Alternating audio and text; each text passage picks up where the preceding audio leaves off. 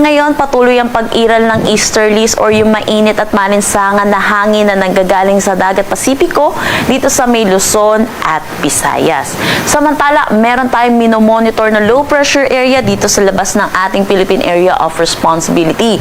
Ito ay huling namataan sa layong 1,785 kilometers east ng Southern Mindanao. Sa ngayon, medium chance ito na maging isang ganap na bagyo, meaning mababa yung chance niya ng development into a tropical cyclone within the next 24 hours. Pero sa mga susunod na araw, tumataas yung posibilidad na ito yung maging isang ganap na bagyo. Posible itong pumasok ng ating PAR by Thursday or Friday bilang bagyo at papangalanan natin itong Ramil. So current analysis po natin, posible itong lumapit dito sa may Northern Luzon, kaya inaasahan natin malaking bahagi ng Luzon na makakaranas ng mga pag-ulan pagdating ng ating weekend.